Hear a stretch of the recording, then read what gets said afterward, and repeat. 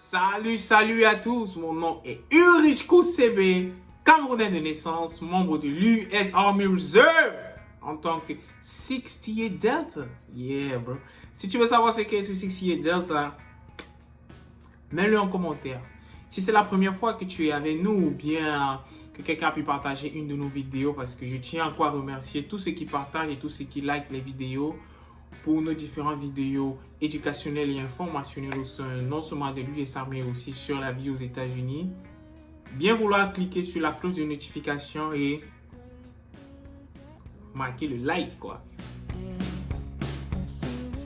Aujourd'hui, nous allons parler d'un personnage très intéressant. Nous allons parler aujourd'hui des recruteurs. Ah ouais, sachez que pour rejoindre le military, US Army, Air Force et tout ça, tout par le bureau de recrutement, votre premier contact avec le recruteur est très important pour la suite de la procédure. Alors, la suite de la procédure, parce que quand vous allez rencontrer votre recruteur pour la première fois, et si vous voulez connaître comment rencontrer les localisations de différents recruteurs en fonction de votre maison, parce que dans chaque ville ou bien dans chaque région, il y a forcément un bureau de recruiting du militaire. Généralement, ils sont dans le même office, le même bureau, mais c'est juste différentes portes. Vous allez voir ici la porte de Army, la porte de Marines, la porte de Navy et la porte de Air Force. Le choix que vous allez faire est vraiment déterminant. Alors, si tu veux savoir comment rencontrer un recruteur, bien vouloir cliquer dans le lien qui est dans la vidéo qui va vous dire comment est-ce que vous rencontrez le recruteur. Vous n'allez qu'aller sur Go Army, vous tapez Go Army, au bas de la page de Go Army, vous allez voir la Find Recruiter if your computer is English. But if your computer is French, like my computer is in French, you can just tap like in the bottom of the page, you can put your zip code, and when you're going to tap the zip code, they're going to show you every recruiter around your house. Donc, ça c'est la première étape. Mais avant de rencontrer votre recruteur, il y a une démarche que vous devez faire. La première démarche, la première question que vous devez vous poser quand vous allez voir un recruteur, donc que ce soit les différents types of components, vous devez vous focaliser sur qu'est-ce que vous voulez. Qu'est-ce que vous voulez faire? Quel est le component que vous voulez rejoindre? Que ce soit Army, Air Force, comme je l'ai dit, it doesn't matter. Si vous dites, OK, like me, I'm Army, I'll talk about Army. Si vous êtes Army, vous dites, OK, je vais rejoindre l'Army, que ce soit Army Active and Army Reserve, doesn't matter. The same recruiter, same house, same process. OK? La plupart des recruteurs vont vous demander à être actif, en fait. Bon, vont forcément vous demander à être actif, mais tout dépend de vous. Personne ne vous oblige, bien personne ne va vous forcer à faire quelque chose. Personne ne va vous demander à être actif, mais personne ne va vous demander forcément à être réserve. Tout dépend de vous, parce que c'est votre contrat, ce sont vos années que vous donnez pour pouvoir servir. Donc, quand vous allez vers un recruteur, soyez strict. De prime abord, dites-le, I want to be active duty, yes. I want to be reserve, yes. OK? Parce que c'est un recruteur, leur boulot c'est quoi? C'est de couvrir généralement les boulots que les gens ne veulent pas en fait. Il y a certains boulots dans l'armée que les gens ne veulent pas mais qui sont ouverts la plupart du temps. OK? Et ces boulots-là, généralement, beaucoup de personnes ne veulent pas ou bien parfois l'armée ne dépense pas assez d'argent dans la formation. C'est généralement ces genres de boulots qui ont beaucoup de bonus. Quand vous allez regarder peut-être un boulot comme Infantry et Event X-Ray, ils ont beaucoup de bonus parce que moi, généralement, je les appelle the hard job parce que Infantry, ils font des choses assez incroyables. Ça, je vous assure. Mais côté lifestyle ou bien côté vie et tout, c'est pas trop ça. Mais il y a des gens qui aiment ça. Moi, personnellement, Eleven X-Ray, c'était un mot et ça, c'est incroyable. Ces gens font des trucs incredible. Ils sont... Moi... Donc, comme je dis, tout dépend de vous. Choisissez la carrière qui vous tient. Choisissez la carrière que vous aimez parce que c'est un contrat au minimum entre 3 ans et 4 ans. Ça dépend quand vous êtes active duty. Mais quand vous êtes reserve, c'est 6 ans. Plus 2 ans, ça fait 8 ans de contrat.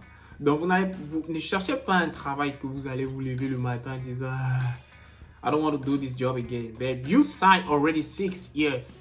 Ça veut dire 6 ans, 8 ans comme ça, à faire un truc que tu n'aimes pas et tout et tout. Donc, quand vous allez vers la maison de recruiting, ayez déjà votre idée en tête en vous disant, OK, I want to do this, I want to do this. C'est très important. Ne laissez en aucun cas un recruteur vous influencer dans la décision que vous allez prendre en fonction peut-être du bonus qu'il va vous dire. OK, the crew member, je sais plus trop soit Camino ou bien un truc dans le genre. The crew member, maybe the bonus is to $20,000. $20,000, $15,000 ou bien un truc. L'argent va vous dire OK, mais l'histoire de bonus là, on vous coupe d'abord les taxes sur ça et on ne vous donne pas les $20,000 comme on vous donne, OK? C'est en haut du jour, dans votre contrat. Ne vous dites pas que quand on dit $20,000 de signature, dès que vous signez là, on va prendre $20,000, on va vous donner. C'est très faux. Pour avoir ces $20,000 même, quand vous avez un bonus dans votre contrat, vous devez passer votre basic training, 2, passer votre AIT, arriver dans votre unit station. Et quand vous arrivez dans votre unit station, on vous donne maintenant progressivement cet argent. C'est pas un argent qu'on va vous donner cash comme ça, voilà, $20,000, on va couper les taxes et tout ce qui va avec. Donc, soyez méticuleux dans ce que vous cherchez et ne prenez pas des décisions direct trop hâtive en disant OK, je dois vite faire, je dois vite signer. Non, il y a un temps, même quand vous passez votre ASVAB et tout, il y a un temps où vous pouvez prendre votre décision, OK? Il y a un temps où vous pouvez choisir votre job, il y a un temps pour toute chose. Il y a un temps où vous pouvez réfléchir, vous pouvez mener vos recherches pour savoir quel est le job vraiment que je voudrais faire. Donc, il est très important pour vous, quand vous allez vers le recruteur, d'être formel avec eux. En fait, voici ce que je vais faire, voici ce que je vais faire. Si vous êtes par exemple, un comme moi par exemple, quand j'ai signé mon contrat, je connaissais zéro anglais, ok? Et tout ce que je disais à mon recruteur, c'était du genre, toute information que tu as, si tu peux le mettre sur papier, ok? Moi, je le lis, j'essaie de traduire, j'essaie de comprendre en fait ce que tu veux mettre, ce que je dois faire et tout et tout. N'écoutez pas seulement vous dites yes, yes, ok? Non. Prenez le temps d'écouter ce qu'ils vous disent. Même si vous ne comprenez pas bien, allez avec quelqu'un, par exemple, soit qui comprend bien, ou bien si vous ne voulez pas peut-être que quelqu'un se mette de vos affaires et tout ce qui va avec, prenez le temps de lui dire, OK, où est-ce que je peux find this information? Où est-ce que je peux prendre cette information pour pouvoir comprendre exactement ce que je suis en train de faire? Et il a le droit de vous dire ce que vous devez faire. Et bon, si c'est que vous allez vers un recruteur qui vous dérange, contactez-moi. Je vais vous éclairer sur un certain nombre de choses pour que vous puissiez prendre votre décision sur le genre de boulot que vous voulez faire quand vous rencontrez un recruteur. Alors, quand vous allez rencontrer un recruteur, il va vous faire passer directement un test de ASVAB pour voir votre niveau, en fait, pour vous jauger, pour savoir si vous allez aller passer votre test final de ASVAB au MEPS ou bien juger votre niveau en fonction des jobs. Si vous partez peut-être, on vous dit, OK, je vais faire dans le corps médical et quand vous passez votre test de ASVAB, on se rend compte que dans vos résultats du test de ASVAB, vos scores ne sont pas assez conséquents pour vous aller dans ce choix de carrière-là. Okay. Donc, il va vous dire, OK, si c'est ce que tu veux faire, voici ce que tu dois travailler pour que tu puisses avoir la note qu'il faut pour que tu entres peut-être dans le service médical ou bien que tu puisses faire dans le domaine de IT et tout ce qui va avec. Ça dépend en fait des recruteurs. Parce qu'il y a un recruteur, quand il va regarder la note que vous avez, il va vous dire, OK, vous ne parlez pas anglais et tout. Il va vous envoyer encore ISL, vous allez aller faire tout et tout. Vous allez aller faire les cours d'anglais. Et ils vont pouvoir juger en fait votre niveau. Parce que c'est ça le but quand vous rencontrez un recruteur. Il va d'abord juger votre niveau. Il va vous faire passer un test de ASVAB directement. Il va regarder votre note. Il va voir, OK, vous êtes comme ça. Donc, il va voir dans quelle rubrique est-ce qu'il va vous brancher. Maintenant, dès qu'il finit de faire ce test de ASVAB, vous allez forcément rentrer. Il y a une paperasse que vous allez apporter, c'est-à-dire, il va d'abord regarder si vous êtes éligible. Donc, soit vous êtes citizen, soit vous êtes resident permanent, c'est-à-dire vous avez la green card, peu importe la green card, hein, peu importe que ce soit une green card de 2 ans, 3 ans, 7 ans, 10 ans, peu importe la green card, vous êtes qualifié. Dès que vous avez déjà un visa permanent, quand vous avez une carte de résidence permanente, vous et une Social Security, vous êtes qualifié pour rejoindre l'US Army quand vous avez aussi un âge adéquat et vous n'avez pas de problème. Et aussi à noter si vous n'avez pas de problème de santé. Il y a aussi une chose que vous devez comprendre, c'est que à la base, là, quand il est à la base, ok, on a l'habitude de dire que 80% des recruteurs sont des menteurs. C'est-à-dire, ils vont vous vendre un rêve. C'est l'objectif, en fait, pour que vous signiez. Parce que leur objectif, c'est que vous signez ce goddamn contract. C'est l'objectif. Parfois, certains recruteurs prennent soin de vous expliquer et tout, les avantages et inconvénients du choix d'être actif ou bien du choix d'être réserve, mais le boulot que vous faites.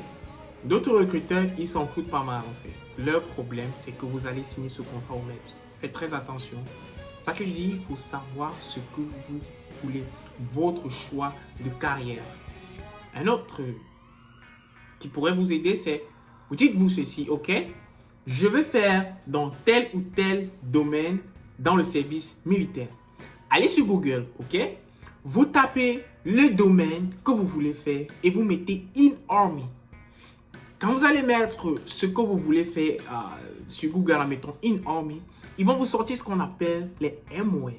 MOS qui est Military Occupation Specialty, c'est-à-dire le job. Comment est-ce que l'armée qualifie ce que vous voulez faire au sein de l'armée. Ensuite, maintenant, il y a un numéro qui va sortir.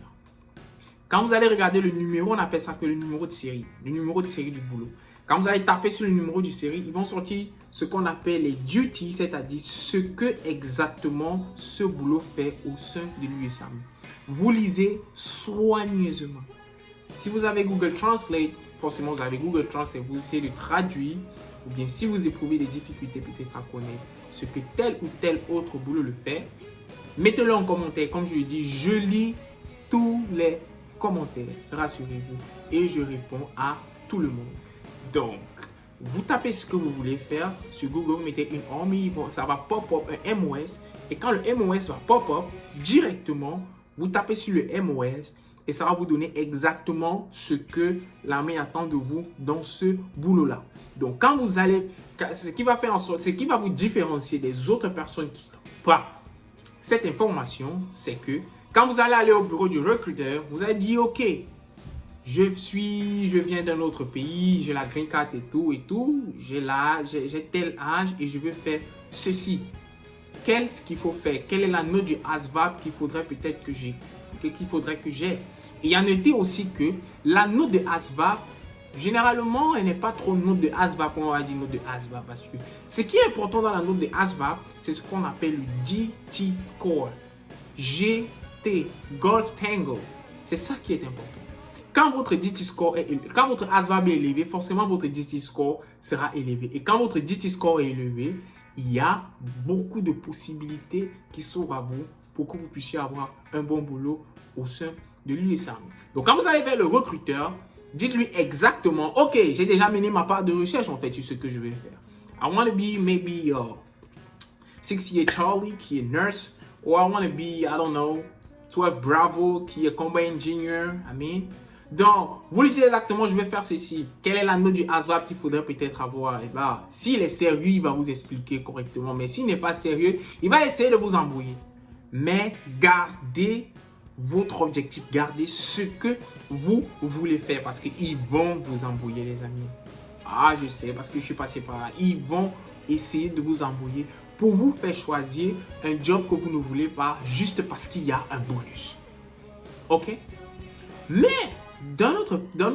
si on peut observer ça ici, là, sur un autre angle, il y a des gens qui ont des bonnes stratégies, OK? Vous vous dites, OK, il y a un boulot que c'est 20 000 $, mais un boulot de bonus, peut-être ça 20 000 $ ou bien ça 15 000 $, mais c'est 4 ans de contrat, OK?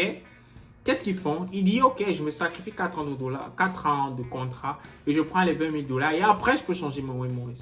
Je peux changer mon boulot au sein de l'armée. C'est possible de le faire. Tout à fait. Mais dites-vous toujours que est-ce que le moment de changer votre MOS, vous aurez toujours la même fraîcheur d'esprit pour pouvoir accomplir quelque chose de nouveau. Donc, comme je dis toujours, tout dépend de vous, tout dépend de ce que vous voulez faire. C'est vous qui avez le bâton de commandement actuellement. Parce que dès que vous avez signé votre contrat, vous êtes le propriétaire de l'US Army. Ils peuvent faire de vous ce qu'ils veulent, quoi. Donc, mais vous avez toujours le droit de décider de ce que vous allez faire. Quand on dit comme ça, c'est juste une manière de parler pour ne pas être censuré, bien sûr, comme je dis toujours dans toutes mes vidéos. Donc, quand vous allez vers un recruteur, 1. Renseignez-vous. 2. Soyez ferme. Donc, tout ce que vous faites, faites des recherches sur ce que vous voulez.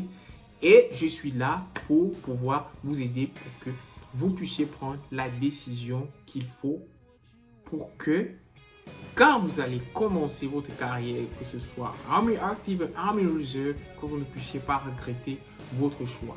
Ok? Donc, merci d'avoir regardé la vidéo. Si vous avez des questions, mettez-les en commentaire. Comme je le dis, je réponds à tous les commentaires. Ciao, ciao la famille.